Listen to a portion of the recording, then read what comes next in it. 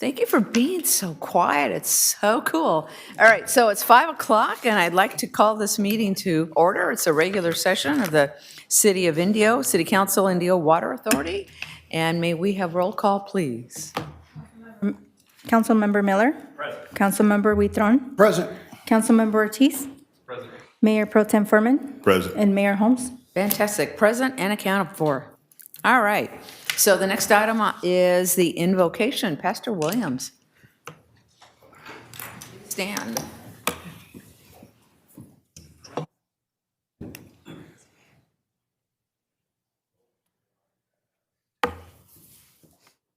Good evening, Council.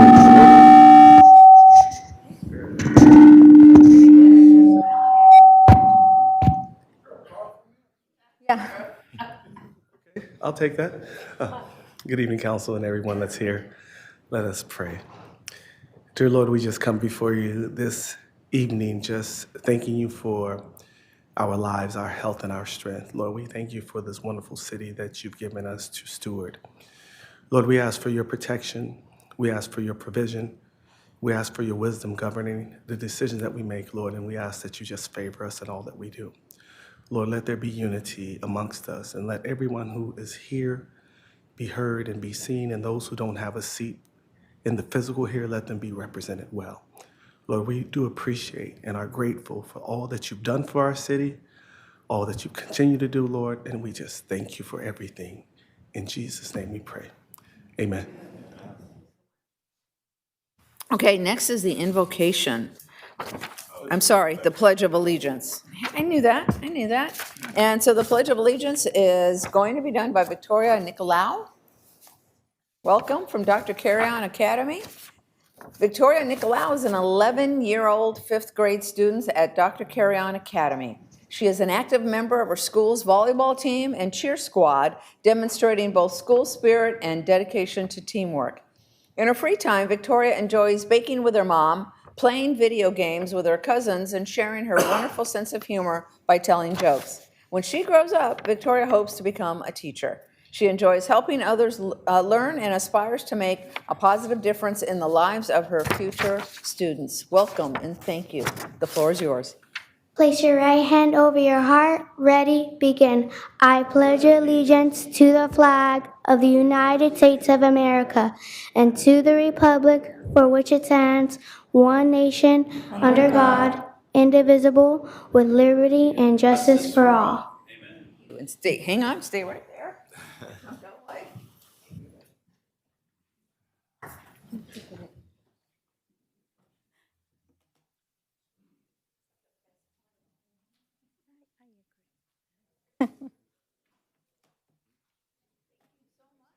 Keep calm and carry on. Well, here's a City of Indio swag bag for you. It's very cool. Yeah, it's got all kinds of goodies and stuff in here. You'll love it. So there you go. I'll tell you what, we'll do the whole picture thing. So you can hold it there like that. And we're good. A little more. We've got the whole center thing we got to do here. And cute. Be sure you get those really cute shoes. Love those shoes. Thank you very, very much.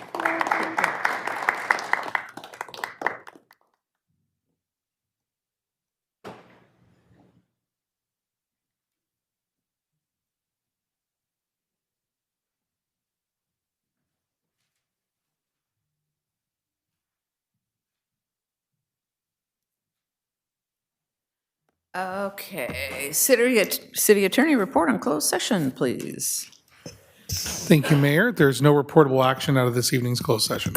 Okay, number 5, Youth Advisory Council. Hi, welcome. Hi. Hello and good evening, council members. My name is Danica Rodriguez. Our Youth Advisory Council members attended the Youth Town Hall on March 3rd, where we got to see Play-In, who is a celebrated portrait artist and human rights storyteller, capturing leaders, icons, and voices of change around the globe. This past Saturday, a couple YAC members attended the Women's Club of Indio annual fundraiser luncheon, where we had the opportunity to have lunch with Councilmember Guitron and his wife Norma. We also enjoyed a fashion show featuring IPD officers. Thank you, Councilmember Miller, for taking a picture with us, and City Manager Bryan Montgomery for inviting us. Our Youth Advisory Council will also be taking a trip to Running Springs on March 20th to attend the Riverside County Friday Night Live Active Youth Conference, along with other high school leadership groups throughout Riverside County. Thank you. Thank you very, very much for your support, for all that you do. That was a great report. Again, thank you. Next item, city manager reports and information. Thank you, Mayor. I thought it might be appropriate to just thank the community for a considerable amount of patience as roads have been paved throughout the community. It's always a good thing to see that type of improvement, but we know it also comes with some inconvenience. We have found in a few areas some opportunities to improve in our communication, reaching out ahead of time and providing that type of notice. But the work is just about complete, and again, we appreciate everyone's patience. Certainly a reminder of the great events that continue to take place downtown, the weekly Food Truck Fridays every Friday evening, the Mercado on Saturday mornings. At Miles Avenue Park, also downtown this Saturday, is a pickleball tournament that I'm sure some of you may speak to. Next Thursday is our movie night, and then the following Saturday is our free concert. So both movie night free on Thursday of next week, and then that Saturday, the second Saturday, will be a free concert. So downtown continues to have a lot of fun things to do, and invite residents to come join us. Thank you, Mayor. Thank you, fantastic, lots of good stuff going on. Okay, item number 7, city council conflict of interest disclosures. Anybody have any conflicts on this agenda? And I do not. Next one, item 8, city council report on meetings attended per government code section 532.32.3D. Councilmember Miller. Thank you, Madam Mayor. One of my committees was active, which was Sunline Transit Agency. The highlights of that meeting was the taxi fares. We do it every year to reestablish where the rates are going to be. They're going to be stable this year. We're going to use money from what's coming in and the fees they have, plus savings from the budget to make sure that their fees don't go up, because all of them are independent workers. And so that was great news to be able to keep the fees as they were in 25, 26. We're also working on our board rules and operation guidelines that was approved by the board, basically how the board works with interaction with the Sunline Transit Agency general manager and staff. And then lastly, a lot of construction going on. They're in the middle of doing a new education center there for hydrogen cell. They're going to build one so that they can utilize it to teach people from all over the world to come in and learn about hydrogen cell fueling buses, how to work on them, and how hydrogen actually works. So it's a great opportunity, not only for Sunline, but for the Coachella Valley, hopefully to bring in more well-paying jobs. And this center is going to be state-of-the-art. It's about $25 million. It's going to be spent on it to be able to do it. It comes with a new maintenance facility. Right now, this facility at Sunline is probably 25 years old, and it's a steel building, and they're in swamp coolers even during the summer. So these guys are out there working on these buses. So part of it will be the state-of-the-art maintenance facility for the bus workers to be able to work on the buses. So that's great. And I think we were all there for the ribbon cuttings. A lot of great stuff going on in the city of Indio. Thank you to our staff and everyone and the business community for investing in it. I-10 Toyota moved to their new facility. I'm sure we'll all talk about it. Desert Retreat, the new Pulte home, Del Webb's up in North Indio, groundbreaking for the clubhouse. Their models are open now and getting finished up. The entryway's done. What a beautiful project that is going to be in addition to the city of Indio. And then also the Parenting Education Center over there off of Highway 111 that helps with education for women that are having pregnancies and how to be able to care for their babies and if any support they need, so they're able to give them clothing, diapers, and other stuff. So it was a great addition. Want to thank Mr. Furman again for being our representative on the fair board. They say it was a great year this year, long lines and everything. The parade was actually very, very well done once we got off and going. But thank you, Wayman, for doing that. I'm sure you're going to speak on that. And then the Women's Club, I'm a member of the Women's Club of Indio. This year was again an usher at the event, about 150 amazing ladies that were working together with a fashion show with our Indio Police Department, were our models for the men, and then a few others. And so they were out there strutting their stuff. And so it was very fun to watch them and actually see them out there out of their uniforms and into business suits and that. And so, you've seen Victor, he had a red, looked like an Irish suit on. So it was stylish. But they raised some really good money for scholarships and programs here for the city of Indio, for the women here and that. And Mr. Gutron was there with his wife. And then want to see when maybe the city manager we're going to bring back the business that are closed. We were going to do a situation. I've noticed a lot of the buildings, especially after the rain now, a lot of those abandoned buildings are looking pretty shabby and they're in some pretty strategic locations.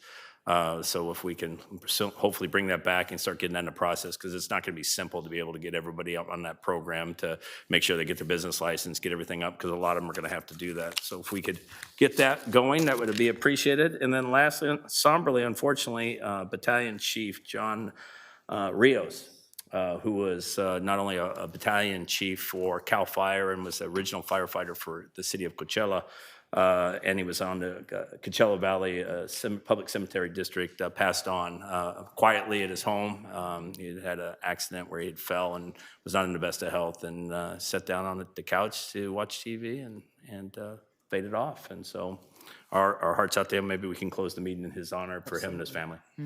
That's it, Madam Mayor. Thank you. Okay, thank you very much. Councilmember Gutron. Well, a lot of exciting things in the last 2 weeks. Obviously, the Day Festival was something important. I'm not going to take the winds out of our representative, Mayor Pro Tem William Furman, but I wanted to tell you, just to get 2 small snapshots.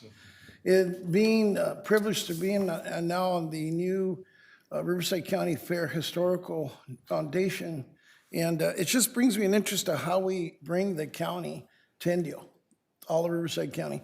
So they have obviously their FFA program and whatnot, but we have to realize that it brought people from throughout the county for their livestock sale.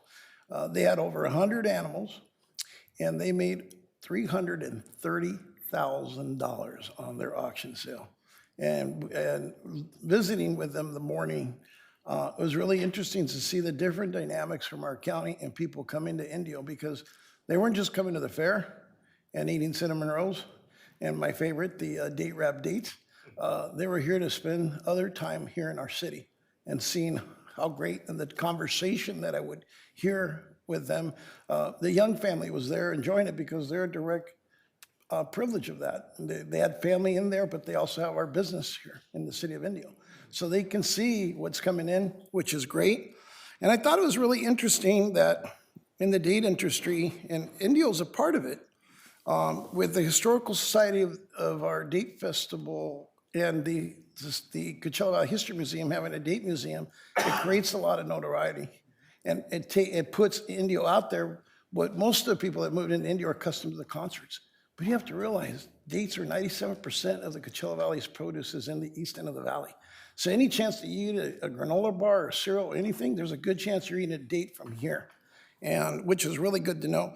93.4 million economic impact in the local economy, 600 ongoing jobs, and 31 million in wages. I think that's a big ticket item. A lot of those people are here from Indio and go all the way east. So I think it's important to be proud of that we don't just make money on the tourism from that perspective, but we make money on what we produce. And I think we have a lot of bragging rights. I attended on Monday, February 23rd, I had the privilege of attending a meeting at Indian Palms Country Club with their safety committee. Our police department was there doing their outreach and presentations, and not just because of crime, but being proactive. But the attitude of our residents, there was about 350, which just only represents a quarter of what lives in Indian Palms, because it was one square mile by 1 square mile. And it was nice to see the energy and the interaction and the questions. And obviously, being there in a different capacity as an elected official, being felt welcome and not taking it for granted. They're really excited what's going on. Their golf course has changed. They're putting some money into it, not obviously the residents because it's separately owned along with the hotel and the restaurant, but there's momentum that we have not seen in a few years, and there's still much to do. Our city code enforcement and city staff at City Hall obviously working with them, but it's a slow process. But right now I can tell you it's a little bit better than it was a year ago because the grass is green on their golf course, and they're just delighted with that. I had the privilege, again, of attending the 3rd annual City of Indio Anniversary Appreciation and Dinner put on, obviously, by city staff, and it was an excellent event. But I walk away seeing that it was a full house. It was a full house, and everybody looked like they had fun, and that was all about. take time to pay attention to our staff and appreciate them. And most important, nothing against our directors and nothing against our supervisors. It's the front line. The people that are getting up at 5:30 in the morning, making sure our streets are clean, making sure our facilities are moving along, is without that workforce, we can have all the bosses in the world, but you need people to do the work. And not that bosses don't do the work, because bosses became bosses because they were doing the work at one time, and they know how to work with their people. So that's what we expect. Ribbon cuttings, I spent the whole day with events. It literally took, which was cool. It was really nice to talking to the Cummins family and talking to Michael and his father Cliff and their mom, and how excited they are to open a third store in the I-10 Auto Mall and investing and turning a vacant building from our former Volkswagen dealership and putting life back into it and labeling it, showing that they're doing business in Indio. And we're gonna be seeing hopefully more license plate frames that say Unicars, that say Fiesta Ford, that say Coachella Valley GMC. But it's another opportunity of bringing business to Indio, and that's what we need, more family businesses, because they're touching a lot of families. So, and they were extremely delighted. And last but not least, at least from, is Saturday, the Women's Club of the City of Indio, one of our largest groups of making a difference in our community, over 100 years old, and they're still going strong. Obviously, because of accommodations, they had a deal in Palm Desert, which I'd rather see them come back to Indio, but those ladies put on a really good act. It was really busy. It was nice to interact with our Youth Advisory Council, the ladies. That was a good life experience to see what a lot of our professional women, business owners, and the profession of what they do. There's a good example of what our community does, and they're from Indio. So other than that, that concludes my report. Quite a report, thank you. Councilmember Oscar Ortiz. Thank you, Mayor.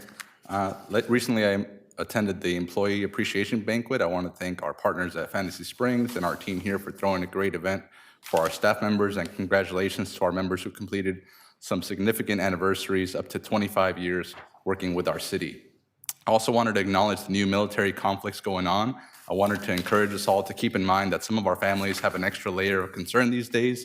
Some of our residents have family in danger in Iran and Israel, and many also have family in the service who may be deploying or getting ready to deploy, which is just more reason to treat each other with respect and with the understanding that some of our staff and residents are going through a tough time.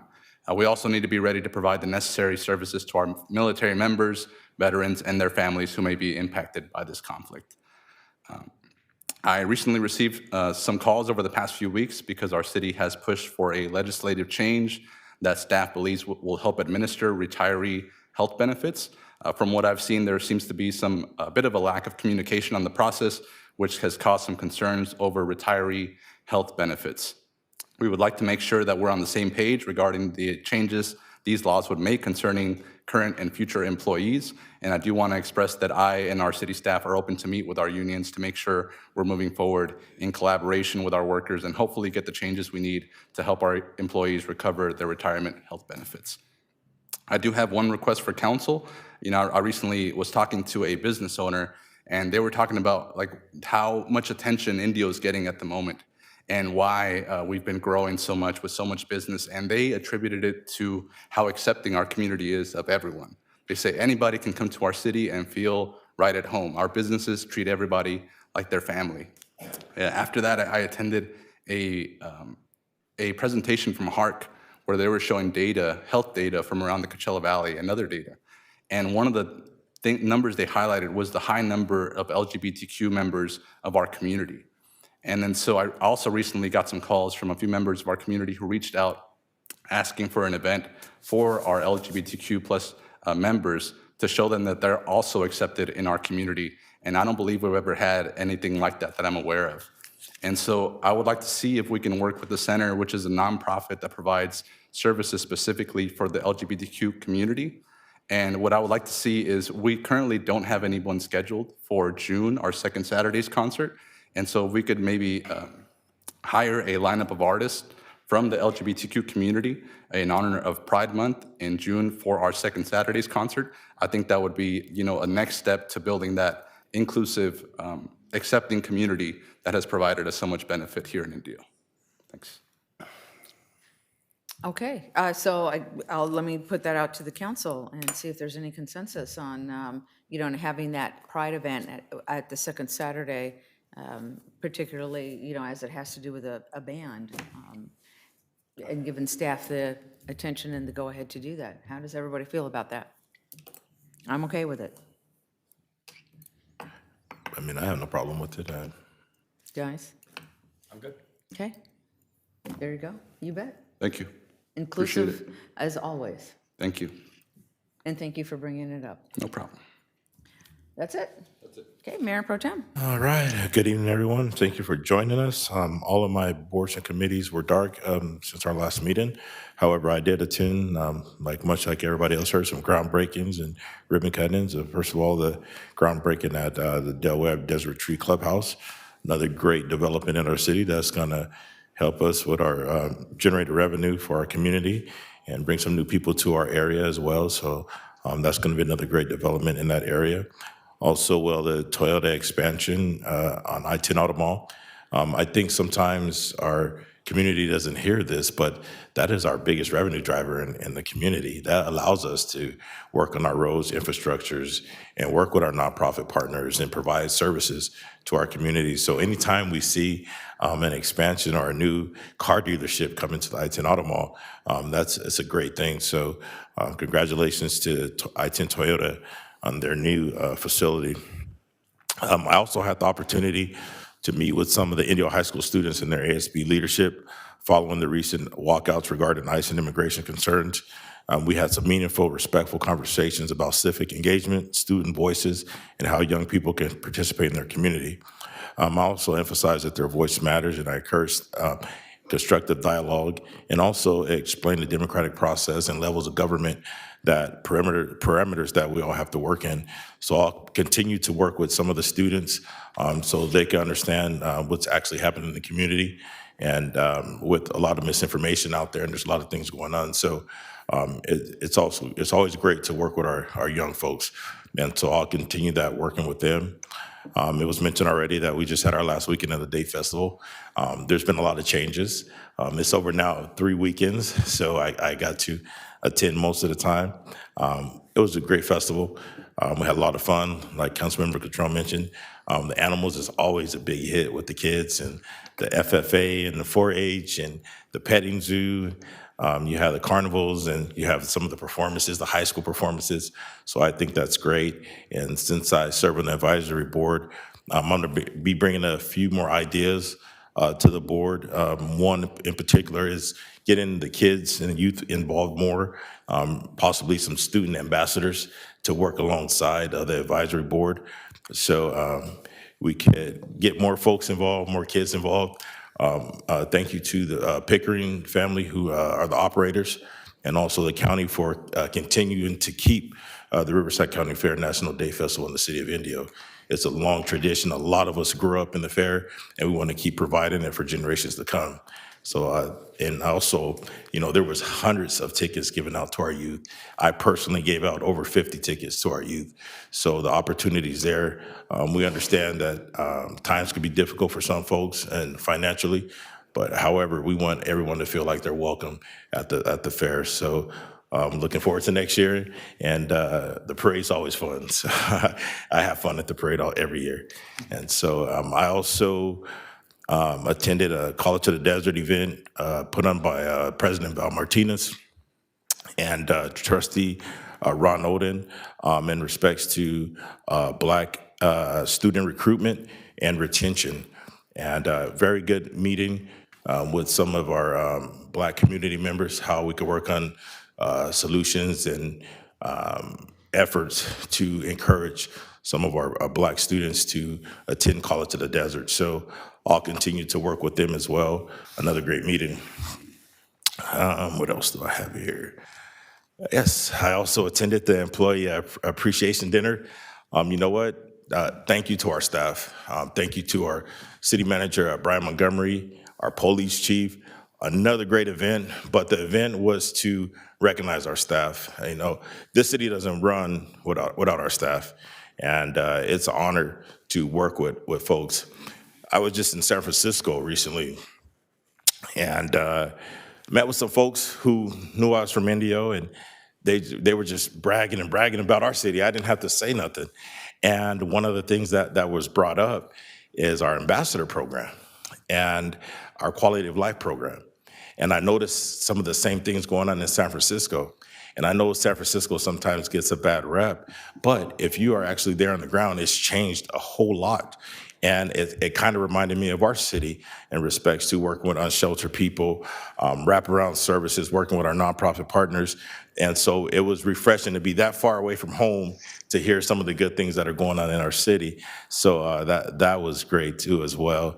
So just thank you to that. But I actually want to go back to the employee appreciation because there were some Coachella Valley High School Arabs with their jerseys and Letterman jackets on. Well, myself, Councilmember Gutron, and a couple of staff members, we want our Rogers to know we had our jerseys on too and our Letterman jackets. So it was a Roger house, so I want to complete my report with that. So that's it, Madam Mayor. All right, thank you. That's such great reports from everybody. Councilmember Gutron, I want you to tell the story of the $1,000 chicken because I will never forget that. The $1,000 chicken, the chicken that sold for $1,000. Oh, yeah, at the auction, there was a chicken that sold for $9,000. That kind of. Yeah, gonna put a lot of eggs out. I'm telling you, that kind of blew my mind. Golden eggs. The goose that made the golden eggs. That was not Anyways. gonna be chicken soup. That was good. At any rate, let's see, a whole lot of things. Again, the fair is the topic of conversation. The best I've ever seen this fair, the parade went smoothly, but what was really neat, I went to the fair probably 4 or 5 times, is just to see everybody there. It was packed, it was kids, it was families, it was people having a good time, everything was nice, everything was clean. Kudos to the fair board and to Chris Pickering. What an outstanding job he did. He had some new things, like he had that Hawaiian stage there and the fire dancers. So he introduced some new things. It really was great. And of course, the cinnamon rolls. I mean, come on, let's get real here. Without cinnamon rolls, I'm not sure, the strength of that fair, I tell you. So anyways, thank you for that. Employee appreciation. Wow, we have an amazing group of employees here, just extraordinary in their care and feeding of the city of Indio and their creativity and their energy and everything they do. Thank you, City Manager, for leading that. Thank you to every employee here at the City of Indio. We wouldn't be, as we all talk about all the things going on in the city, we wouldn't be able to accomplish that without all of you. And you've shown us that we can reach for the stars and not just reach for them, but capture them. So thank you very, very much for that. I got to do, I'll just cover the same things. Toyota, wonderful, amazing and wonderful in terms of their expansion. First it was Honda, now it's I-10 Toyota. Great group. I remember with the Cummings family, Cliff, when they were remodeling their first place, I had just become a council member and I got a tour. I mean, just what that whole process and what they were envisioning in the next step. And these auto dealers, you're right, are our bread and butter, and they're just going to keep growing and growing. And pretty soon, that auto mall, my vision is that it's going to expand significantly in the not too distant future, and we look forward to that. Let's see, the health clinic, very, very successful health clinic here it was at Empire at the City of Indio, where people came and they could see doctors or eye doctors or, otherwise, folks that otherwise could not afford that kind of care. So I really appreciate that. And then a couple of fun things that I got to do. So I was asked to judge the Indio Rotary at Indio High School, right? So they took several high school kids and they asked them to give a speech, anywhere from 8 to 10 minutes, and incorporate the 4-way test. And it had to be something personal. And so each of these students got up, and there were several of us judges and audience and parents, and I am so impressed at the articulate nature that these kids got up there and spoke. Just self-assured, confident, poised. You could tell they were just so strong in their conviction. It was so difficult. Each of them incorporated the 4-way test into their speeches, just excellent. And it was really kind of hard to judge. I mean, they were all first place, honestly. So there was first through third, and then there were additional gifts, additional prizes beyond that. So that was really an honor to be a part of that, and just to see these motivated students. It was fantastic. Another thing, probably one of my most favorite things to do, and I wasn't aware of it until I became a council council member. So everybody knows it's Read Across America. And so there's nothing more fun and more satisfying than reading to kids.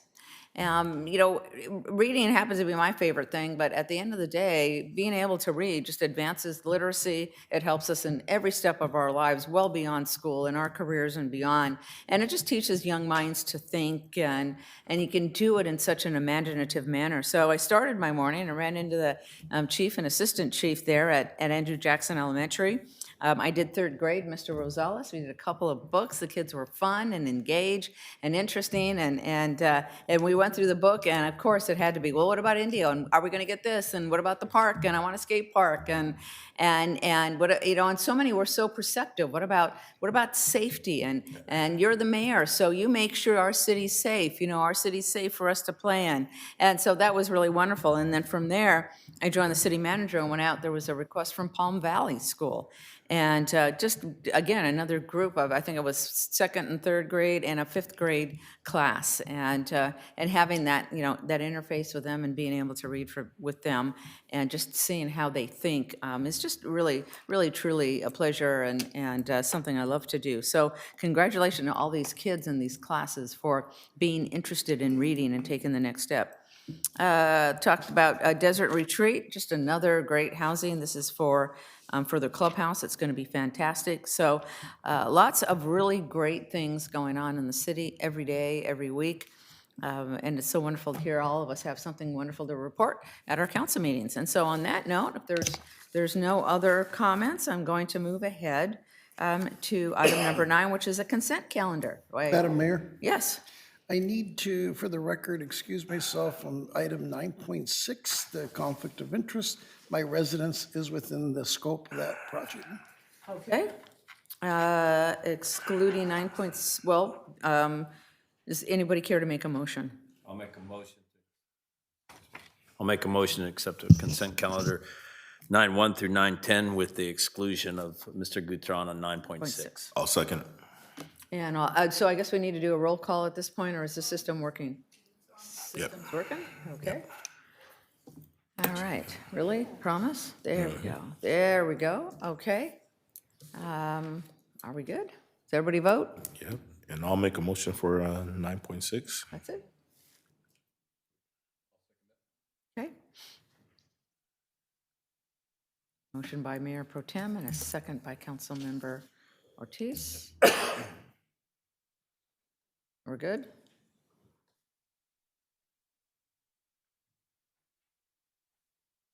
Are we good? No, Hasn't yet? we No? don't have the vote on here. Not yet? Stephen, wouldn't mind motion taking it all in? So I took your motion as approving all of them, but noting the recusal of Councilmember Gatron Okay. on 9.6, so I think we're good. That Mayor. works? Yeah. Okay, terrific. For a consent calendar, yes. Fantastic. Thank you, Councilmember Miller. Appreciate that. Okay, and the next item here, now that I got the system down pat, this is just awesome and fantastic. And we have public hearings. Item number 10, we'll start with the first one, 10.1, Community Development Block Grant Annual Action Plan Fiscal Year 2026-2027, Part 1 of 2, requesting guidance from the City Council, of course. David Razzo, Mr. Razzo. Actually, Mr. Razzo is out today, so you're going to get myself, Bryan Halverson, Director of Community Development, Mayor Pro Tem. Good evening. I'm going to wait for just a couple slides to come up. But of course, this is a time every year to discuss the Community Development Block Grant Program. We have a consolidated plan that outlines the priorities for the funding we get from HUD every year. We can just move to the next slide. So that funding, there's priorities. And so as an entitlement city, we get that funding every year. We're expecting a similar amount. And this is just an opportunity to get feedback from the council, get feedback from the community if they would like to speak this evening. We also are required by the HUD guidelines to do a community needs survey. The public hearings are a part of that. We also are going to be doing 2 events to get feedback from the community. Myself, Mr. Razzo, even though he's not here tonight, next week we're going to be reaching out by attending the swap meet. We'll have a booth there. We'll be handing out information. We'll be there to answer questions. In addition, we will also be at the senior center. So another good opportunity to public outreach. I really kind of pride myself in getting out there in the community. So I will be there, Mr. Razzo, to speak about CDBG. So tonight is hearing number one, to get comments and feedback. And I want to just emphasize that the anticipated allocation is $750,000. Last year, some of the items that funding went to was the Indio Sports Park. We all really love that project, and seeing that unravel has been a joy. Also Martha's Vineyard and Kitchen. The Inland Fair Housing and Mediation Board was another one. The Senior Center, be there next week. And then the Safe Family Justice Centers was also funded with the allocation last year.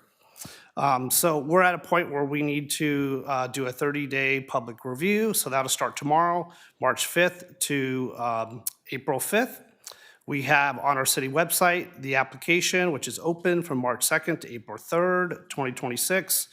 And just to reemphasize, tonight is to receive that feedback, get some input, and then from there, we'll be back again for the second hearing as required to do two public hearings. We'll come back on April 15th for the annual action plan approval. That concludes a very brief presentation by myself on CDBG. If you have questions, I'm available, or if you would like to open it up for comments. Thank you. All right, thank you so much. Councilmember Ortiz, you had a comment? Yeah, just a comment on the outreach. I know since the immigration enforcement got a little heavier recently, we've seen numbers dipping at the swap meet. I'm wondering if it might be better to hold it at Food Truck Fridays or a different location. I just know a couple of times recently, it's been pretty dead out there at the swap meet. I don't know if anybody's heard the same. Unfortunately, sorry to interrupt, but we already noticed it for that location. So trying to switch it will be difficult because we need a certain amount of time to notice it. But we can definitely, Councilmember Ortiz, we can take that in consideration maybe for next year. But right now, it's kind of locked in because we have done the advertisement. Okay. Okay, any, Councilmember Gutron? Comments, you're good? I have the same comments that Councilman Ortiz did, and I think, Bryan, how long you been with us now? 14 months. Yeah, and I know you have just a jug of water to drink within 10 minutes every day, but I think what you need to really understand is Food Truck Fridays, the Super Walmart, regardless of what's going on, people are going there. Winco, the Ralph Shopping Center, those are key locations. And I hate to pull you away because in my time, weekends and Saturdays didn't matter. You're gonna have to be out there on a Saturday. You're gonna have to go to the people to get the input. And I think that those places are, like right now, if you go to the Ralph's, it's slammed. If you go to Walmart, it's slammed. If you go to Winco, it's slammed. So you're gonna get the data that you need. And the other thing I think that's hampering you is David needs help. I see what he's been bringing in, and I know there's a lot of examples of other agencies, and I think with all respects to the city manager, probably that should be directed to him, but if housing is a priority for us, then we need to invest in doing it the right way. And there's excellent programs out there, and that's just my comment, okay? So I think you're doing a good job, but like everything else, if that's important to us, just as it is with our festivals and stuff, I think, and we're looking, I think the comment was during our strategic planning is we want to see other type of housing like townhomes and stuff. I think Councilman Miller brought a lot of good examples, so I'll let him on that. But I think you can't do it with a one-man band. If we're going to be able to do it, then we need to invest in that. And I Understand, think and I wanted to let you know that I have no problem doing weekends. So we'll definitely, for the future, we can pinpoint, different days of the week. That doesn't bother me. So Thank you, sir. And I think, Bryan, I think my comments were all the same too. And is there a way that we can do a survey like online? Isn't there something that we can do where we could actually consider, and a lot of these people would be able to do it, put their ideas and thoughts in it and put it up? and get the survey done that way too, because a lot of these individuals aren't going to go, you're hitting a group of, obviously, Mr. Gutron hit a lot of good places, but it's a limited group of people from that area.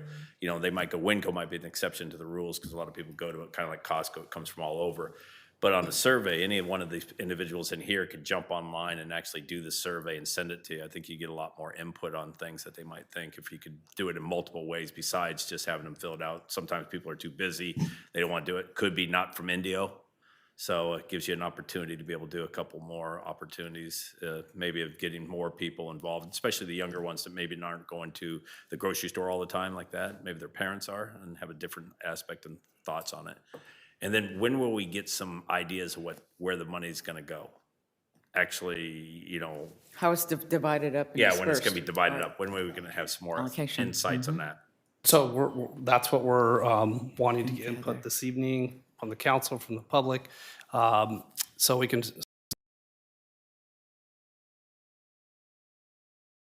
ensure that we're reaching out. You know, the old way was, hey, come to City Hall. But the new way is you do go out in the community, as you've brought up here tonight. So we are trying to kind of get into the community as opposed to, hey, come to City Hall or come to this area where City Hall is. So, but yeah, we appreciate that input, that there's other ways to do that, especially on different days. And it'll be in English and Spanish? Yep. Okay, and there will be a Spanish speaker there? Yes, to- sir, will. to do. Absolutely. And then usually they give us the idea of where the money's going to go. You have no idea. I mean, obviously, we want the nonprofits, and that's only a certain percentage. But do you have an idea? I mean, the sports park was a big ticket item that we wanted to do. That's a spot for everyone, to be honest with you. So that money was well received and put in. Is there something out there that you're actually looking at in the major part of the grant to be able to do as a community neighborhood or something? Or is that just all open right now? It's open, but I listed what we did last year to kind of, you know, lay out the groundwork as far as what we've used the funding in the past. But, you know, from the slides that I showed tonight, you know, it could be economic development, it could be affordable housing, public services, public improvements.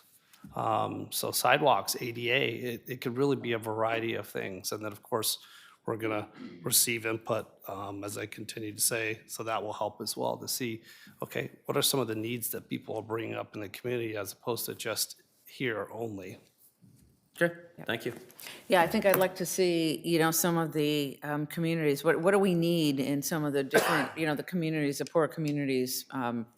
It's important. I think we've always had a significant segment that we've spent on our local community. So it would be great to hear different ideas as to where we can put some of those dollars. That would be terrific. Mayor Pro Tem? Yeah, I see what you have here, and those are always concerns, what's in our study packet. The only other request I would have is when we come back is to start at the beginning and explain what this funding is for and how it's allocated to the community, because sometimes we get grant funding or things like that, and we have to work within a certain parameter. And sometimes, you know, something like this, you know, they might say, oh, we want to put something over here, we want to build something. It's like, oh, well, we really can't do that. I think the education portion of it is important. And I also agree with doing some of the stuff online. It's actually probably a little easier as well. But, you know, we're in a digital world, and I think that would help us.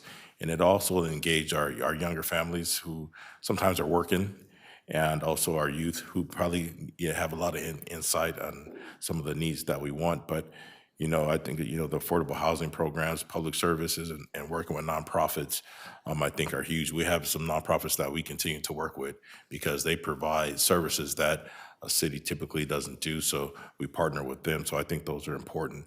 But I think laying it out to see where we're going to allocate that funding would be sort of like a working session with the council, so we can see how much dollars that we have that we can allocate. Two, and that is a review of draft amendments to the Unified Development Code relating to automotive service and repair fueling stations and a 60-day moratorium extension for fueling stations. Mr. Halverson.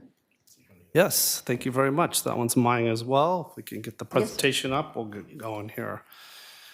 So there's a lot of history with this item. I'm not going to go into all the details, but I'm going to give a brief overview of kind of where we have come from. So last year, the council remembers that There was a gas station, Maverick gas station, that the Planning Commission denied. There was an appeal, and the City Council ended up approving that Maverick gas station. So the conclusion of that matter was, let's study gas stations. There was some sentiment that there were too many gas stations in the city. And so we went and did exactly what the council wanted us to do. We studied, we looked at different cities, we looked at different regulations, we looked at different standards for landscaping, we looked at EV chargers. We did a total of 3 or 4 meetings at the Planning Commission level.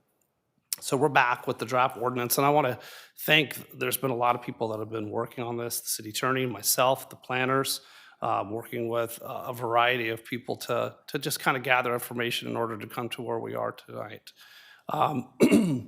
We also determined, as part of that research, our economic development director did a presentation back in July, and the result of that presentation is there is still some unmet need when it comes to gas stations, to the tune of $18 million. So it's one of those things where we are going to see more gas stations in the city of Indio, but how many and where we see them, that's kind of the topic tonight, and then what standards do we apply? So in addition, tonight, we're going to be talking about a moratorium extension, because in order to kind of move forward, we will need a little more time. And so there is a moratorium as part of this action item tonight. If we do not approve anything for the moratorium, if we do not extend it, it will expire on April 18th, 2026. So we need a little more time, but not a lot. So I know it's kind of small. We've seen this graphic, we've seen this map before, but there's 31 stations right now. That includes some that are approved, but they haven't been built. That includes 1 pending on Jackson. But for the most part, 31 stations in all. You can see how they are spread out throughout the city. So tonight, what we're going to do is review a draft that's in your packet of a draft ordinance that would amend the Unified Development Code to include some of these new regulations. So some of those are location standards, as far as where you can and cannot locate a gas station or a fueling station. There's been a desire to have better landscaping, so I'll be talking about that this evening, as well as amenities, design standards. I think one council member mentioned how gas stations should be more of an asset. I like that, and we are going to address that tonight. And then, of course, an exception process. Clear council level is better landscaping. So we're going to increase the landscape coverage. If a gas station application comes in, right now it's a roughly 10%. We're going to beef that up to 20%. Also tree canopy requirements, a regional tree palette that we looked at the local regional planning agency, CVAG, that has a adopted regional tree palette that will help with greenhouse gases, carbon sequestration, and also a landscape maintenance plan would be required as well. Now that landscape maintenance plan would be recorded against the property as well. Other things that are part of this ordinance is a convenience store, amenities and design standards. There was quite a bit talked about fresh food, and maybe I shouldn't necessarily talk about any particular station, but I will. I think Tower Market is one of those where you walk in and you see like a fresh food section. So there is a provision in here, 5% of the gross retail area would be fresh food. There's a maximum floor size or store size as well, 4,000, but with a CUP you could go larger. There's transparency and architectural requirements. So there's a certain amount of the building face that would need to be windows, and also architectural treatment as far as stone veneer, different types of stucco, and things like that, that we would want those stations to, we want to lift the bar. Also, additional public amenities, a maintenance plan that also would need to be part of the landscape review. Now, as part of this ordinance, we don't have it required to be recorded against the property, but if the council would like to see that, we can have that just like the landscape plan would be recorded. There's also operational standards as well. We want these gas stations to be clean. We want them to keep up, and that's part of the maintenance plan. And then the EV charger. Right now, the EV charger, unless there's a certain number of parking stalls required, the green code doesn't kick in. It's around 24 spaces. So any application that would come in would have, regardless of the number of parking spaces, would have to put at least one EV charger in if this is the ordinance that council likes. I talked about the exception process. The Planning Commission may grant an exception to the corridor area restrictions with required findings, including a CUP. Now, those exceptions would not include intersection limitations, which is 2, the minimum spacing from the sensitive receptors. And you'll see in your ordinance, there's several required findings that I already mentioned earlier, but part of those required findings are a market analysis. So other requirements are quantified fuel demand based on current traffic counts. They would have to demonstrate the vehicle miles traveled in that area, comprehensive analysis of existing fuel station capacity, service levels. So it goes on and on and on regarding some of the findings. So if they did that, they could bypass and still do a service station in those restricted areas, including general plan consistency. Lastly, the extension, as I mentioned at the beginning of my presentation, we're asking for an additional 60 days. So what that will do is allow to get the input from the council tonight. If you like the ordinance, it would go back to Planning Commission and then come back to you again for actual formal adoption. But if the extension is approved, then that would get us to June 18th. So it allows us to get the feedback, take it to Planning Commission, and then bring it back with still having enough time. There is a section that I wasn't going to go into a lot of detail, but there is a section at the end of your draft talking about non-conforming fueling stations. So this would just be new fueling stations. The other ones would become non-conforming. But if they do certain major remodels, they would have to comply. So that is laid out in here as far as what that would be. But if you're doing routine maintenance, this ordinance would not apply. Painting, replacement of fuel dispensers, interior remodeling, putting in EV chargers. So there's a list of those items that they would not have to comply. But if they start doing major remodels, then they're going to have to comply if this is the ordinance that the council ends up adopting. So tonight, our recommendations are twofold. First, it's to provide our staff input on those new standards that I explained. We would be simply adding to Title 17, Chapter 4.05. And then, of course, secondly, is approve that extension as part of Ordinance 1831 for a 60-day interim moratorium extension on the establishment or expansion of fueling stations. And lastly, since I didn't include this as part of my presentation, the Highway 111 specific plan would need an amendment as well, because right now you can do gas stations on Highway 111. So we'll go in there and make some changes to the Highway 111 specific plan as well. So that does conclude my presentation for this item, and I'm available for questions. Thank you. I'm going to jump in quickly on that specific plan amendment for Highway 111. I think it needs a broader brush. Thank you for that, for bringing that up. I'm going to open it to my fellow council people and see if you have any comments on it. Thank you for the presentation, a very good presentation. Thank you, Bryan. Great work on the first part of it. I got a couple questions on it. On the time, you have the restrictions. You talked about certain things they can and cannot do in the operational plans on the landscape. But unless we follow up on doing it, like either when they get their business permit, we go back and make sure, which we should do with most of our businesses anyways. A lot of them don't have trees. I mean, even some of the, like Home Depot, it's always kind of an oxymoron to me because they always have the worst landscape, but it's a home improvement station, service than that, but their trees are always dead in their parking lot, but that's a different story. But if we're gonna put these restrictions in there, then it has to be tied to something where somebody's gonna go back, make sure the landscape's right, sign's right, proper right, and do the other stuff, because if not, trying to have code enforcement or somebody else go out and enforce it as they get complaints would probably not be the best way. So since we have 31 gas stations here now without any new ones coming in, once they're all built, there should be a mechanism maybe for that actual designation to be able to have go out and make sure things are right inside before we go ahead and approve everything under license or whatever else. So that's something to look into. On the exception themselves, you said it goes to the Planning Commission.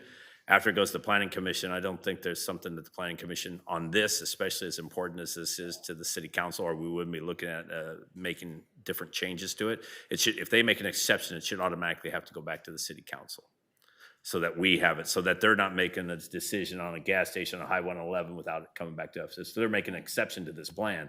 It should then go back to us to make sure we agree with it, because there's been times where City Council has said, like the Maverick gas stations is one, they said no, we said yes. So we might decide we don't want it. So if you're gonna make that big of an exception, I think it should come back to the council after the Planning Commission if they agree to it. So we don't have anything, because as you know, any council member can ask for it to be brought back after the Planning Commission does and challenge it. So there's the thing. And then the last one is on, I was looking at it too, is the taxes. Can we get a breakdown? I mean, I don't think people realize how much money gas stations actually bring into the city of Indio. I mean, all of them, from gas taxes to the taxes from the convenience store. Can we get a breakdown of actually how much money that really is to the city? I know that they're an inconvenience sometimes, and they're an eyesore. A lot of it has to do with what comes around it, because either the landscape's not taken care of, you have homeless entities, it's not clean. There's stigmatisms to it, but you've seen other ones, and I'm not going to name them, but you've seen other ones that have been great assets to it. Some of the ones through here are always clean, always neat. They have things that are always stocked in the store. The restrooms are done. So it can be done. It just depends on who's running it. So I think if once you see how much money that really is, it really is a large funding source for the city of Indio for our roads and also our general fund. So that's it, Madam Mayor. Thank you. It goes back to that economic study that we need to do that says, you know, this is what it means. These are what these gas stations mean to the city of Indio financially. That doesn't mean that we have an oversaturation, and I agree. There needs to be some mechanism that allows us, you know, when to have some bite when it comes to taking care of that landscaping and taking care of their properties. Because whether it's a gas station or anything else, frankly, for that matter, it, you know, just having things that appear blighted are a challenge for us in this city. So, Mayor, yes. can I address that concern? So it does sound like the council has some concerns about existing gas stations and their operations as well. So these operational standards that you see in section E5, those are applicable to newly established gas stations going forward. I can work with the director when we bring this to Planning Commission and then back to the council to make those operational requirements on litter removal, graffiti removal, landscaping applicable to existing operations as well, if that's the direction of the council. Thank you. I encourage. I'm good with that. Yeah, I'd be good Okay. with that. You guys as well? Yeah, definitely. Yes, it needs to be uniform. I agree. Right.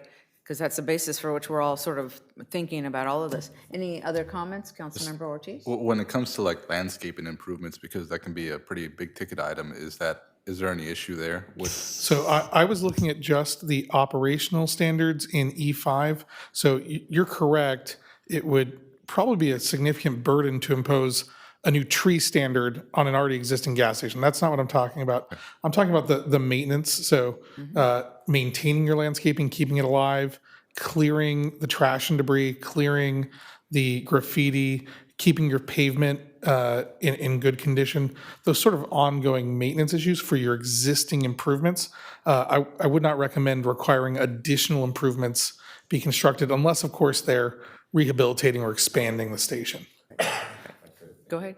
And I agree with you, Oscar, but there's an exception to that, I think, because a lot of these gas stations had plants, had DG, and just because we're you know, asking them to put it in, it should be something that's natural to do. And they also have the opportunity to come back to the Indio Water Authority and ask for a drought-tolerant grant to be able to take out it if they don't want some of their landscape, and we can re-landscape it with that. Yeah, but I know what you're talking about with yeah. some of the other ones. And I think Stephen mentioned, or Brian mentioned, there's already that requirement on the 10% that they're supposed to be meeting already, right, from the old contract. So getting them up to where they were supposed to be in the first place. Right. Let's get them back to that level. And then, like I said, if they don't like what the landscape is, then go to a drought tolerant. They can get a grant from the Indio Water Authority to redo some of their landscaping. Yep, sounds good. It becomes a function of making sure that, not us making sure that happens, but make sure they comply. I mean, that's been our biggest challenge. Councilmember Gutron? The other thing that, depending on areas where it's surrounded by other businesses or near residential, is also the hours of operation. We've seen a lot of success lately with some of them that we've approved, that they're still doing extremely well, but they're not open 24/7. And it also helps with those neighborhood facilities where they're not dealing with the truck deliveries and all that other stuff that's going on. It's working well in our city, and I think we also need to consider that. Also, the security factor, we really have some really good models where it's helped us making them safer, besides cleaner, and clean does depict safety. If it's not kept up and it looks like a wrecking yard, then it's not going to be presumed to be safe, which is part of the broken window theory. And so I think our community, if we're going to have a business, needs to be kept clean.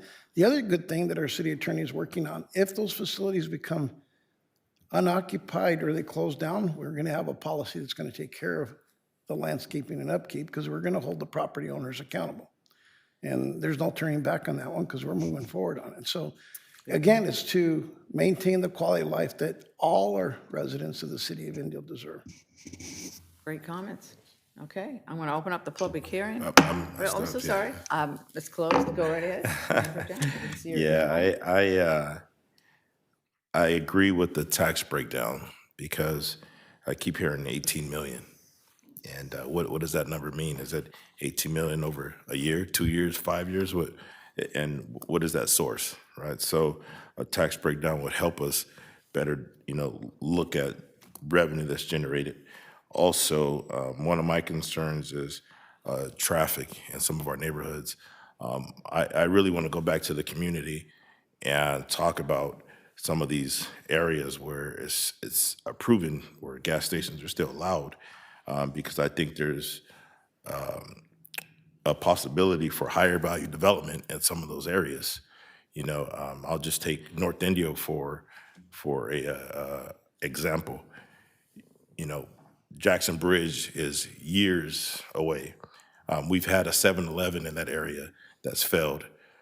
We've had a lot of blight locations in the city with gas stations that used to be there, right? So then we look at where gas is going now.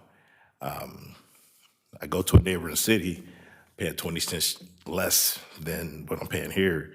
So, we got to look at that as well. And I know we talk about leakage, but, it is what it is, what the prices are. And also, Councilmember Catron brought this up about quality of life with 24-hour gas stations, in some of these areas. So, I appreciate the work that's being done, but I want to go back to the community independently and also give them an opportunity for that input, because I think this is important, being that we do have 31 gas stations already approved or in the queue. But I appreciate the improvements and the policy that's in front of us. I think we made a lot of leeway. I still have some concerns moving forward, but we'll address that moving forward as well. So thank you. Okay, now I will open up the public hearing. There we go. And I have some requests to speak. And the first one is Jackie Lopez.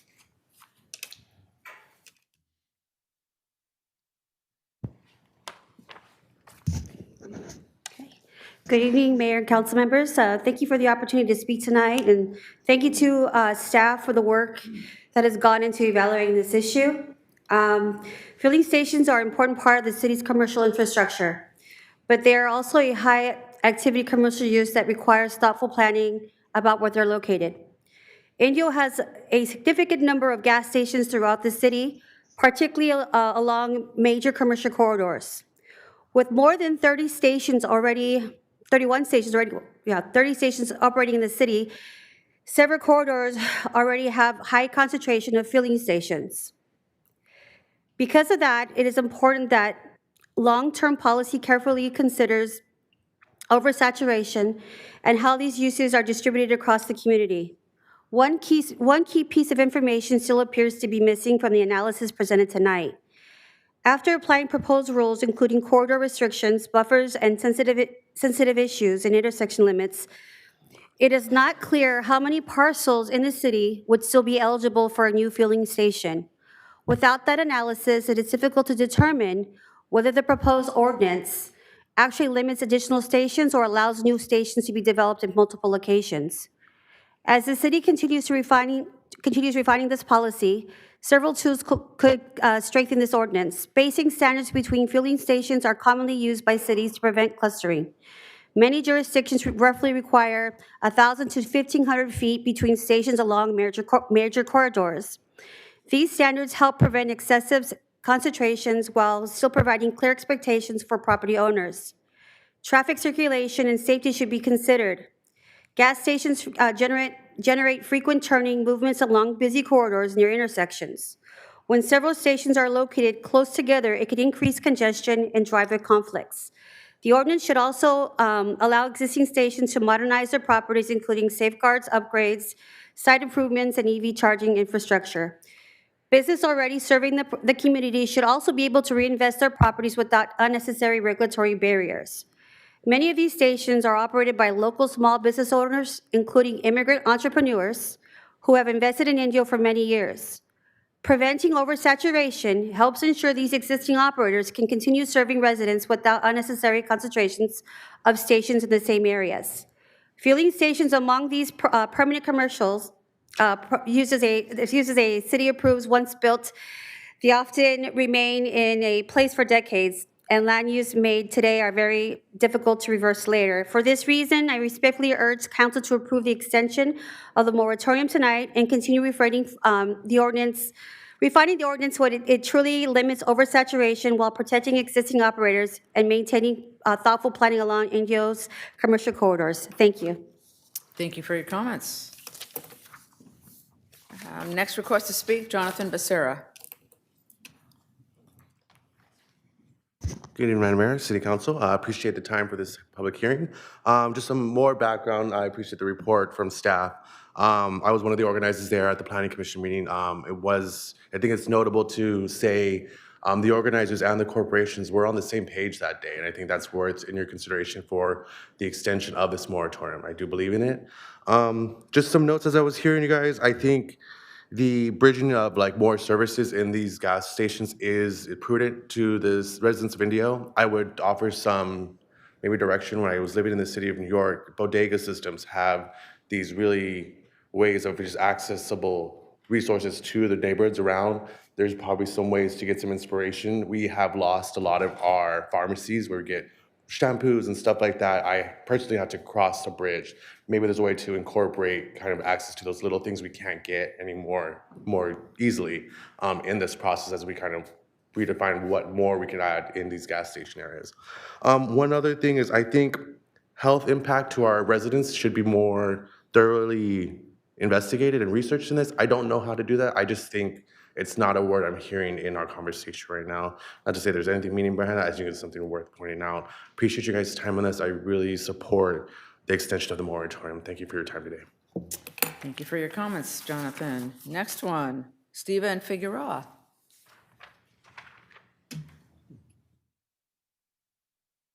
Good afternoon, Steve Figueroa with the Inland Empire Latino Coalition. I'm also an advocate for children with disabilities. One of the things I didn't hear in this ordinance or the review is the safety. You know, when I see 31 gas stations, the oversaturation, that's 31 liquor stores. Let's face it. Nobody said how many of these are going to be selling alcohol. There's nothing more disturbing than having somebody hurt somebody who just bought alcohol from the gas station and filled up their car. It's so nobody's even looked at that. And it's not just the alcohol. You heard the gentleman talk about it's getting hard to get stuff. All the illegal supplemental items they sell there where kids get high off these little drugs, off the excessive caffeine drinks and all that needs to be considered. Because when you're creating problems in your own community by not properly doing the study. So I would hope that you extend this moratorium, not for 2-3 months, but for at least 6 months or a year, for the purposes of saying, you know what, are they going to be selling illicit products in there? The kids are going to be misusing? Are they going to be selling excessive alcohol in there? Because I guarantee if you said no alcohol in there, they're not going to put a gas station. It's that simple. They're not going to do it because that's the real moneymaker at these gas stations. You walk in there and there's rows and rows of alcohol, but there's only one row of water, and so that's something you really, really need to consider. But not just that when you go into these gas stations, you tell them, I got to go to the restroom. They're always broken. So mandate that they got to have restrooms working 24/7 or even air. My good friend, when she was alive, Senator No Soto said, you got to have air. We're paying $5 to get air at these gas stations. They're milking us. If they're going to do all this money, what money are they putting back into the community? You said, yeah, great tax revenue, but they're taking a lot of money out of people's pockets. What are they putting back to the nonprofits? You did CDGB. How many of them are committed to say, we want a good community reinvestment act for these gas stations? How much are they putting back into the nonprofits? All the things that they're taking out of the community. So they're not, they make sure that they live here, right? And that their employees live here. So that you're creating employees in your own cities. You're not hiring somebody from Orange County, right? To come build their gas stations here and make a lot of money off you. You got to say, hey, well, what are you giving back to our community? This needs to be studied further, a lot more. And what you don't want is to say, hey, we got $18 million more, but guess what? We've had 20 new deaths from alcohol. We got kids ODing with the stuff they're buying at these gas stations. This is what the study didn't include that needs to include. So I'm saying extend it 6 months to a year and do a study that considers the kids. Thank you. Okay, thank you for your time. All right, anybody else wish to speak? Okay, to that end, I'm going to close the public hearing. What is the pleasure of the council? Can I speak on some of the comments? Okay. I think, a couple of the comments that I did here is something that I do want to include, especially in the maintenance plans. I don't know if we're including the working restrooms. I think that should be, part of that part there. The illegal supplements, we've already had some discussion with staff in looking at some of those rules. We're looking at different city policies right now to look at how we can limit the sale of certain illicit products, both that are used for dangerous drugs and then also some of these other substances that are not well regulated that can be pretty dangerous for our community as well. So we'll follow up on that side, on our side. The air, I think that's a good public benefit too, right? Having those air for people who get flat tires or whatever, just having those available. I think that would be a good service to provide as well. Thanks. The air, I think it's kind of misleading with the air, and I'll tell you why. In the state of California, air is supposed to be free. And they have signs up where you're supposed to, and I know because I drive a lot, so maybe it's something that we write in here that, I don't know, city attorney, but maybe you shouldn't be asking for, because you have to actually go in and ask for air, but they have the things out there to pay for it, right? So I don't know where we can certainly look at prohibiting misleading signage that might make someone believe that they have to pay. Maybe we can require that they inform them that if you go inside, you can get it turned on for free. We can look at that issue. I've encountered the same problem, so I know exactly what you're talking about. I have a question. I have an issue after Councilmember Boutron speaks. I was just going to piggyback on Mayor Pro Tem. Some of them do, and some of them don't. Since we have 31, I can tell you maybe our staff can go do an audit and start knocking on some doors. That one's easy. The biggest problem they have is some of our new businesses have been extremely creative in how they provide that service, is the tampering and damaging of them. They take they've been stealing and so forth. But I think our newest gas stations, they've done a fairly good job with some of them to deter. That's why we've asked for keeping them clean, adding a security camera system, securing the areas, keep them in areas where they're visible instead of way in the back where they're not seen. Because some of them have been designed where they can actually not only just service the vehicle, but like a member of the audience came up and said areas where they can go get food and other items. Some of them have actually designed a kind of a temporary picnic stop. And then there's where the filling is with some of it. So it's all about the environmental design of doing it. So I think that the staff's capable of doing that with those requests that came up. Those are easy. And I think some of the things that Councilman Ortiz mentioned, yes, we had our whole Youth Advisory Council do a study on vapes and the prohibition of vapes and the use of those opportunities. Our whole student body took a part in doing that. We adopted it. So if these facilities are doing that, I don't think it's a problem. I think all these questions are very reasonable and can be addressed. Yeah, before the mayor goes, I think possibly maybe someone from the police department staff could also chime in on this and have a public safety section where some of those concerns could be addressed. I know we talked about lighting and things like that, and so, I live north of the freeway, and without saying any names, I know we're gonna have another gas station in that area, but I know some of the illegal activities that go on there because I drive through there at 11 o'clock at night. And so when you have these 24-hour gas stations that are open or just a gas station, it does attract a certain activity. So I think having a public safety portion and as well as environmental justice or health portion is important as well. Thank you. And this whole air thing, I think because of all the vandalism, the challenges with the air, because I'm always driving through, alleys and whatnot as I drive through the city, and I'm always getting nails in my tires, and I'm always looking for a place to put air. And one day I went to 4 stations to try to put air in my tires, and that was a lesson in futility. And a lot of it had to do with some of the vandalism that occurs. And so then what happens is then you get a contractor, and once you get the contractor in to provide the air and to service the air, then there's a cost. So I know there's an answer to that, and I have every confidence that staff can help us figure out what that is. And so great comments, great conversation. Does anybody wish to make a motion to extend the moratorium? So moved. So moved. I'll second it. I have a motion by Councilmember Gutron, a second by Mayor Pro Tem to extend the moratorium.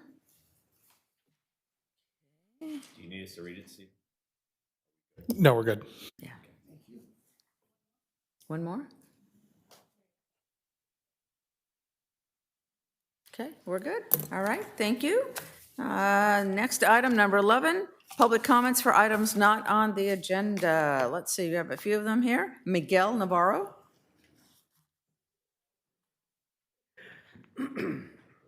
I didn't know I was going to be first, but here I am. Good evening, Madam Mayor, council members. My name is Miguel Navarro, and I am an LGBTQ resident of the Coachella Valley, and I'm also the director of East Valley programs for the LGBTQ Community Center. And I want to start by saying thank you for your vote earlier for going forward with the event that some of the community members want to have in June. And I just want to give some comments on emphasizing how important that vote was, and moving forward, how important your support will be as we plan and envision what we want the city of Indio to be and to have, to be inclusive, safe, and to be open to our LGBT community residents. Throughout my work organizing and hosting LGBTQ events and programs here in the East Valley for the past 10 years, I've had the chance to meet many of the people who make up the residents of the city of Indio. I'm here tonight to express my full support for the LGBTQ residents of the city and for the community members who are needing more and more spaces where we can gather safely, connect, be visible, and also feel the support of the cities like the city of Indio. Over the years, we have hosted multiple events and programs locally.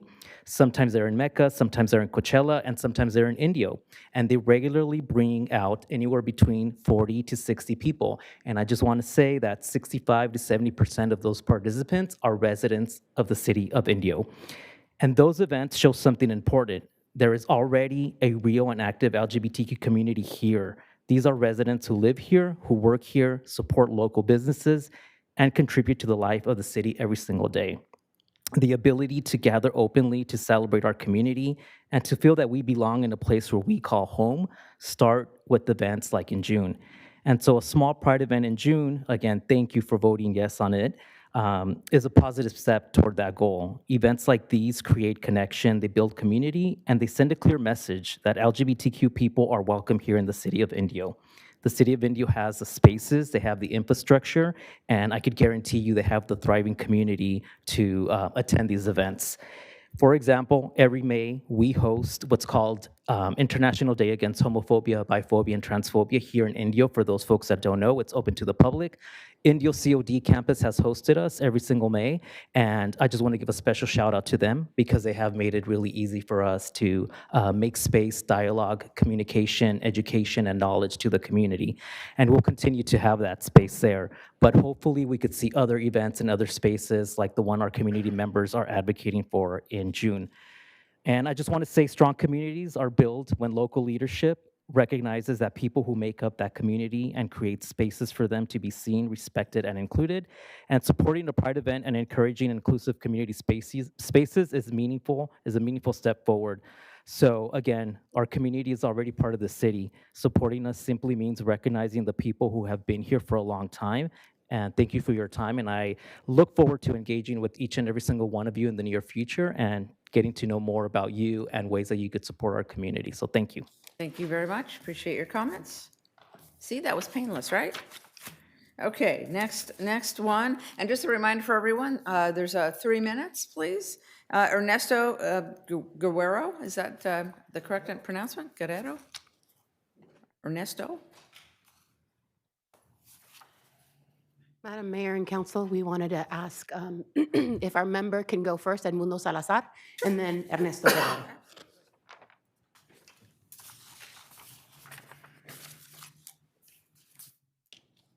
Good evening, Madam Mayor, City Council. My name is Edmundo Salazar. I'm a proud SEIU 721 member, and also I'm a building inspector with the City of Indio. I am here representing our union brothers and sisters today to express our concern. We learned that city management recently bypassed our MOU in an attempt to lower its standards to our retirement and medical benefits through legislation. The City of Indio is a great place to work, and we are happy to provide excellent service to our residents. We're asking our City Council to preserve and not to lower the standard of benefits that recruit and retain quality staff to provide great services to our city residents and their families. We are here today on behalf of our union brothers and sisters with this petition, asking for support from this council to respect our MOU and to preserve the standards already negotiated. Our petition is asking City Council to direct city management to do what was previously agreed upon during our last negotiation, which is to go back to the negotiating table. Thank you for your time. I yield back. For your comments? Okay. And so the next request to speak on this subject is Ernesto Guerrero. So there you are. Thank you. Fantastic. Good evening, Madam Mayor, City Council members, SAU 71 members, and members of the community. My name is Ernesto Guerrero. I am the Regional Director for SAU 71 here in the Inland Region. And I'm here on behalf of over 100,000 members who are thriving and really elevating the standards for working families in the state. As we hear from Edmundo, there's a process, and the process is going to the bargaining table, negotiate an MOU, and the expectation is to maintain and respect the MOU as in good faith. I'm not going to go into what happens or not, but it is important for city officials and the leadership of this city to make sure that the specifics from the MOU are respected during the time. And if there's any issue that arises, to address it correctly. I know there was attempts to modify the MOU or to modify language on the MOU, which we address in a timely manner. And the main thing here is when we need to find what is the direction we need to go, it's very simple. We ask our members. Our members want to change something in their MOU, yes or no? The answer is no, and that's what we're going to be behind. We always going to be behind our members and behind maintaining standards for quality jobs for any member that we represent. Because that not only benefits our members, but also preserve the quality services that the community of the members of the different communities we represent deserve. That's why we're here, asking for your support on that. And we know there's going to be bargaining again next year, and we're ready to go back to the table when it's time to go back to the table. And that's pretty much why we're here today. As you probably know, Assemblymember Jeff Gonzalez already pulled the bill in Sacramento, because this is not the time to go behind the backs of our members and try to change and modify any benefits. Thank you for your time. Thank you for your time. Okay, next request to speak, Darrell Bellows.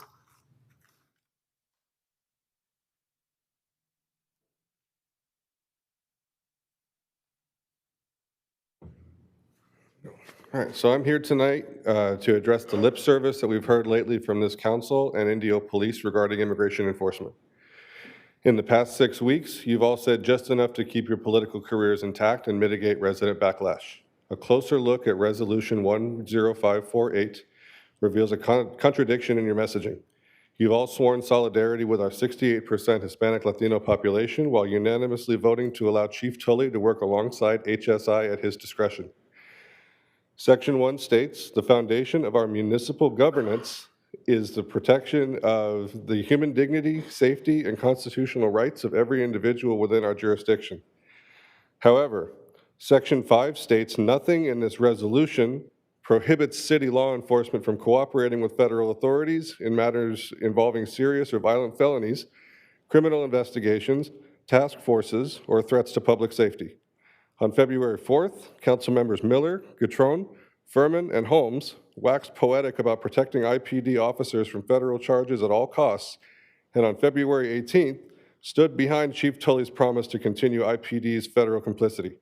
Meanwhile, DHS continues to publish detainee names and mugshots on the front page of their website and labels them as gang members, pedophiles, drug traffickers, and murderers. Now that IPD's cooperation with HSI has been codified, to what extent will Chief Tully and this council perceive these accusations as grounds to assist federal detainments moving forward? I want to close with a question that Councilman Ortiz refused to answer in an Instagram conversation 17 days ago. How much additional protection do Indio police officers, the most armed and legally shielded 0.1% of our city population, really need? Thank you. Okay, the next request to speak, Paulina Angel.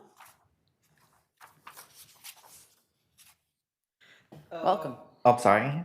Aloha, Mayor, City Council, everybody. My name is Paulina Angel. I am a born and raised Indio resident, a board member for Palm Springs Pride, founding member of East Coachella Valley Pride, and possibly the first queer student member of the Indio Youth Advisory Council class of 2001.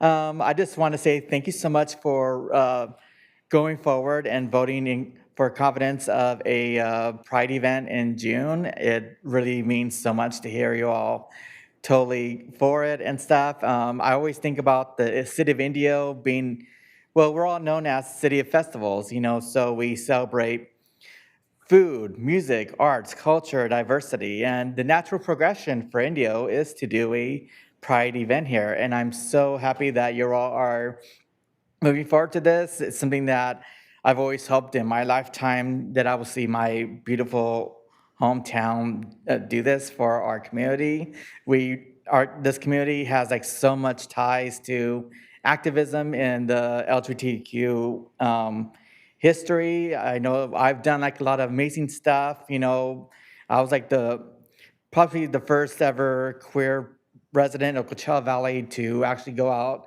to Sacramento, worked alongside Governor Brown and Governor Newsom on implementing ways to make our educational institutions a safe place for queer students throughout California. And it's all because of all the amazing things I've learned here, especially during my time as a member of the Indio Youth Advisory Council, as well as being part of the Indio Youth Task Force that we had back in IPD and stuff. So thank you so much for doing this. I'm looking forward to seeing it happen in June. I'll be here, and if you guys do a proclamation in June, I will be happy to supply you all your own progressive Pride flag to wave here at City Hall for it. And also, I'll also like to say, since I have a few time, I'm also part of an amazing program at the Coachella Music and Arts Festival called Everyone. We're like a mental health initiative. We even do things for queer people and stuff like that, but we do like a lot of harm reduction service and stuff like that at Coachella. So if you ever find yourselves at Coachella this year, look for our tent. We're basically right across from the main stage. Come see us, see what we're all about, and thank you all, and have a beautiful night. Thank you for your comments. And last is, it looks like Jamie Lopez? Jackie Lopez. There you go. Okay. Van Buren School. Thank you, Madam Mayor and council members. Yeah, my talk today is about school. I'm going to wear my Nana hat, but I just wanted to say thank you so much for supporting Miguel Navarro and the rest for the LGBT Center to do the first parade here.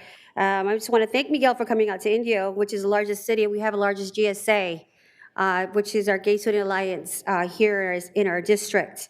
And I think it's about time we, hopefully you guys will open a center here pretty soon for our kids out here.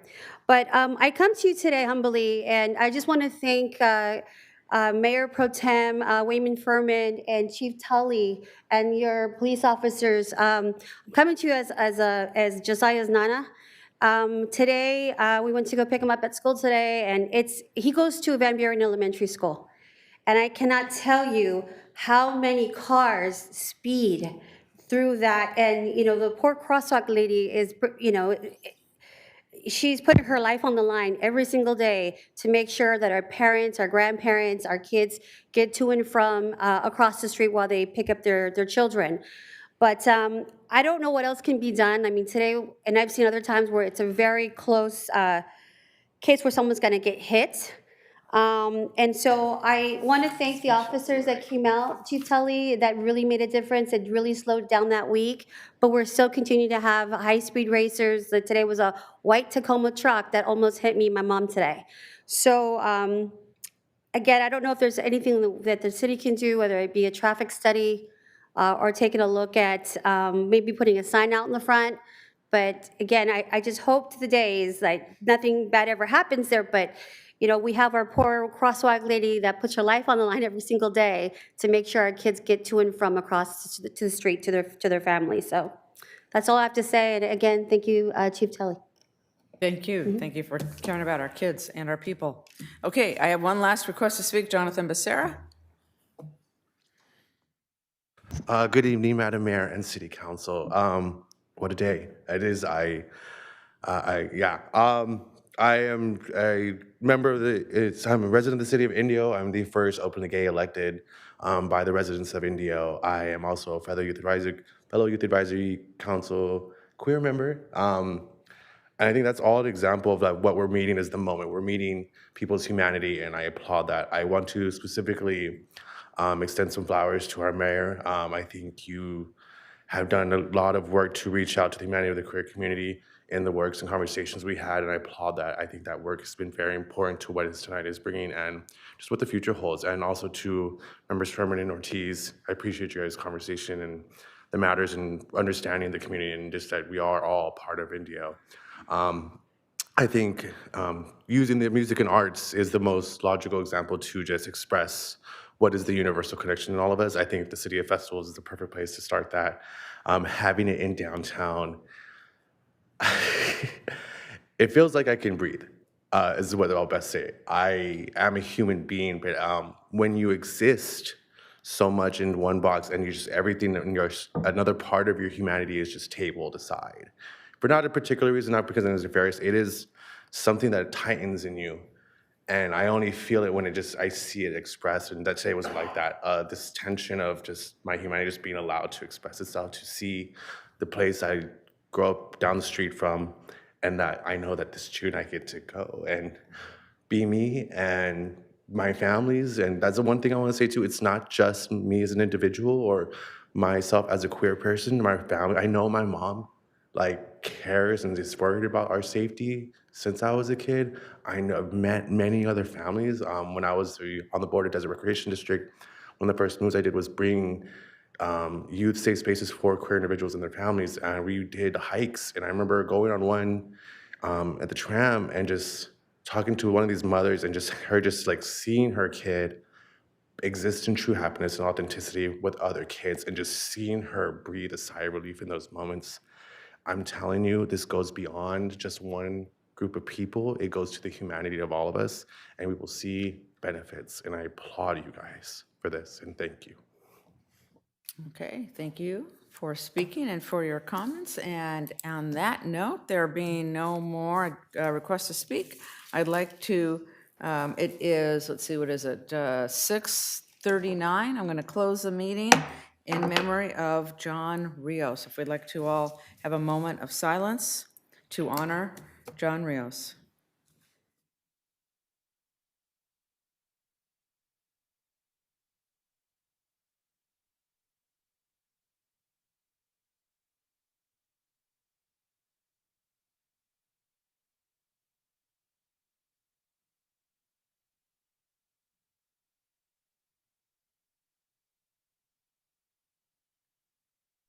Thank you, everyone. Be safe. Sir?